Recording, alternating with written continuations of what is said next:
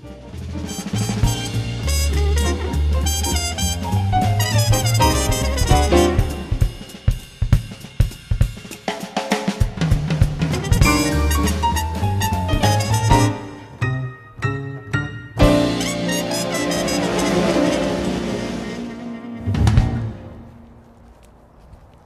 and welcome back to the Public Gardens GIS training series. This is lesson 6. Today we're going to learn how to set up a laser rangefinder with our GPS equipment and collect some data using it. Let's get started. So today I have my assistant Mary, who happens to be my boss, along with us to help out with the data collection. Laser rangefinding equipment requires a second person to be able to hold a reflector so that we can bounce a signal off of it. So we want to collect information on this group of plants right here, again some daylilies, and if you notice that we have some tree canopy overhead, and that's just going to impede our GPS signal and make it nearly impossible to get accurate information about these plants. So to make our information more accurate, or to get a good GPS signal, we're going to set our GPS equipment up out in a clear area so that we have a nice clear view of the sky and an accurate signal. Mary's going to stay here while I bring this equipment out here to set it up and look for a good spot. And this spot out here, out in the sun, has a nice clear view of the sky and plenty of clearance, so we'll be able to get a good accurate GPS signal. Okay, so the first thing we want to do is to set up our tripod. So to do that, position in the center pole, a nice stable position. And then for this particular tripod setup, I'm just going to press the buttons to extend the legs on either side. And once I have them out, I can use the level that's on our prism pole to get the tripod in a nice stable position. Okay, so let's talk a little bit about the equipment setup that we have here today. So you'll recognize from lesson 5 that we have our Bluetooth GPS receiver on the very top of our setup here, and we have our data collector right here on the side. In addition, we've added the laser rangefinder. Let me talk a little bit about how the laser rangefinder works. So the idea with the laser rangefinder is that we can set up our GPS equipment and laser here out away from what we're going to record, and then we can actually shoot a laser at a reflector around the plants, and that'll bounce the signal from where we are to where the reflector is, essentially moving our GPS location to whatever we're bouncing our signal off. Now this is really handy because it allows us to collect data from a distance, and it also allows us to collect a lot of data points without having to move our equipment. So the next step is to get our data collector and our ArcPad software set up to work with our laser rangefinder. Okay, let's get started and get things set up in ArcPad. So to launch ArcPad, we have the ArcPad Today plugin or toolbar here. I'm just going to hit the ArcPad icon. If you don't have that toolbar on your screen, you can use the Start menu to launch ArcPad. And as usual, ArcPad takes a little bit to get going.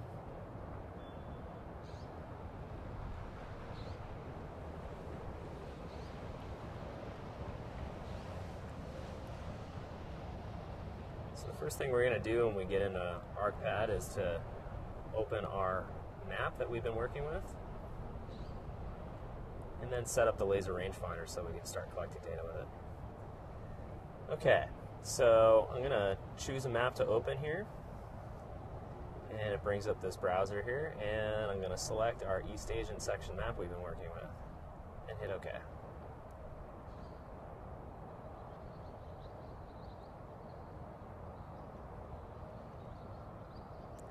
And ArcPad will slowly load that in, and you should see the aerial photo of the East Asian section of the UC Davis Arboretum load up for us.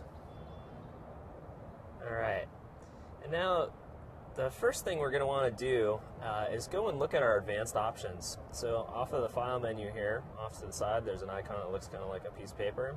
The down arrow, and go to advanced settings. And we're going to want to turn on the extensions for our laser rangefinder.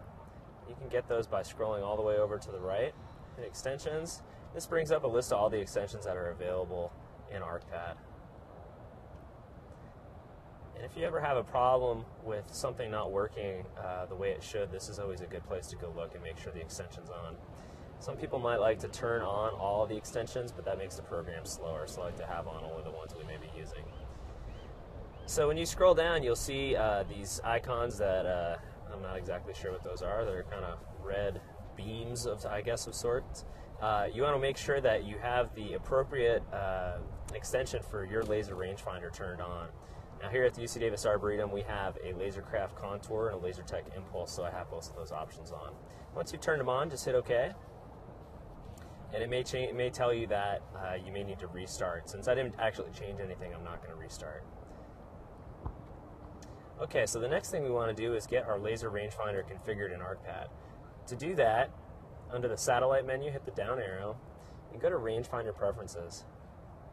And in this window, it has an option to select the protocol, and I have a LaserCraft Contour laser, so I'm going to select that protocol from the list. If I was using my LaserTech Impulse, I could select that as well. And then we want to select which COM port the laser is on. So when you get your laser, you need to configure it for Bluetooth connectivity if it's a Bluetooth laser, and that would be performed by following the instructions that come with your laser. And I've configured it in Windows to be on COM port 9, so I've selected that from this drop-down list. And then we can leave the rest of the options the way they are and hit OK. And now to turn on our laser, again, hit the drop-down under the satellite and hit Rangefinder Active.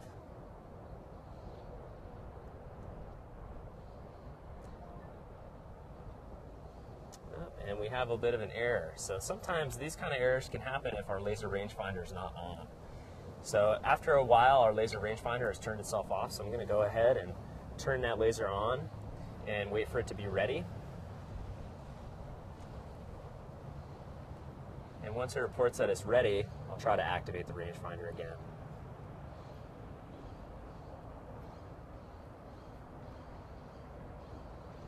And hopefully everything should have gone according to plan. And then the next thing we want to do is activate our GPS. Okay, so to activate our GPS, first make sure that the GPS receiver is turned on. And then hit the down arrow under the satellite menu and hit GPS active. If you've gone through lesson 5 again, everything should be configured to work properly.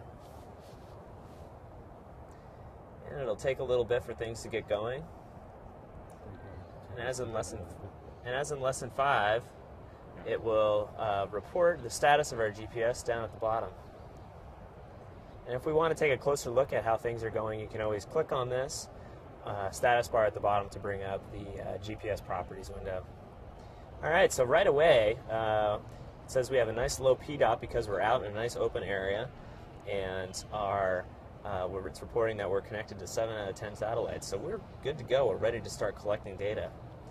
So first, let's put it into edit mode. Turn on the edit toolbar here from the top, and then hit the pencil icon. And the first thing we're going to do is draw the perimeter around this group of daylilies, so we're going to do a mass planting. Next thing we want to do is make sure that we have the appropriate geometry type selected, so we want to use a polygon, so select polygon. And then we're going to go all the way over to the menu on the far right, which is the offset menu, and this lets us work with our laser rangefinder to collect data from a distance. So we hit the down arrow under this. We're going to do a radial traverse, and you can tell by the icon that it has a tripod on it, and that means that we can set our tripod up from a distance and collect information. So we'll select radial traverse, and then we just want to make sure that that's set. Once we have that set, we can start using our laser to collect points. So the first thing we're going to do now is to move Mary into the position for the first vertex. Okay, so now that Mary's in the first position, I want to talk a little bit about what her role is in the data collection process. So you notice that she's holding a tall pole with a reflector on the top of it.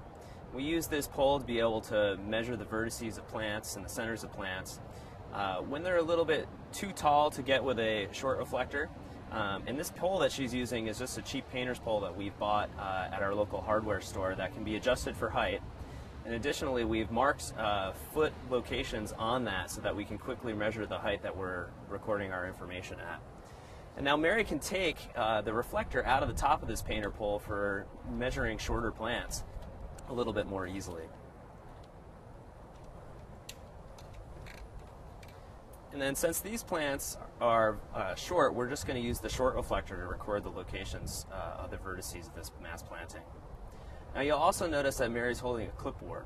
On this clipboard she has printed out the old version of our collection maps. And we can use those collection maps to provide information to the person who's using the data collector about each plant. And if there are plants that we come across that aren't on those maps, we can draw their locations in and then use those locations to verify that we've collected everything correctly once we get back into the office. All right, let's start collecting our first point. Now, after the laser bounces off the reflector, you should hear a sound that I call the depth charge in ArcPad that indicates that ArcPad has received information from the laser.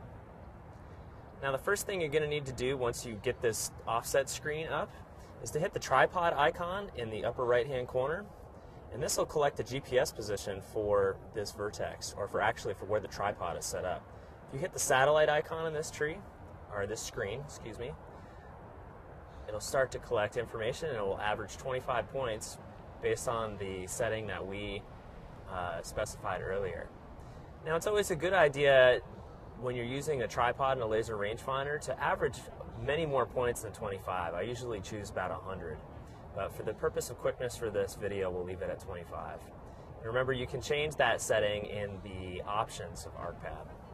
Okay, so once it's finished collecting those points and averaging together, we hit OK, and now we have a position for our tripod. And then you'll notice that it automatically is filled in a bearing, slope distance, and inclination that has come directly from our laser rangefinder. Now, because we're using a reflector that has a height, we additionally need to specify the height of that reflector. So if you use the down arrows at the bottom, you can scroll over to options, and then it has an area for us to put in the height of the observer and the height of the target. And we just want to put in our target height, and our current target height is 3 feet. Just make sure that that's in there by hiding the keyboard. And then it's always a good idea to go back to the offset screen to make sure that all of our numbers are still there, and then go ahead and hit OK to continue. And now we've captured that first point, and we're ready to do our second one. So now we'll have Mary move to the second vertex of the polygon.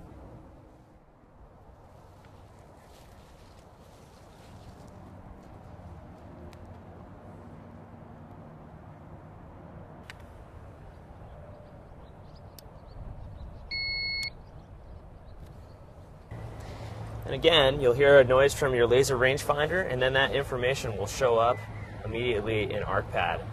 Now, since we already collected a reference point for our tripod, we don't have to collect one for the second point. So we just want to verify that our bearing, slope distance, and inclination have been filled in automatically. You can go and make sure in the options that our target height is there, and it still is. Go back to our offset screen, make sure everything's there, and then we're done with our second point. We'll hit OK.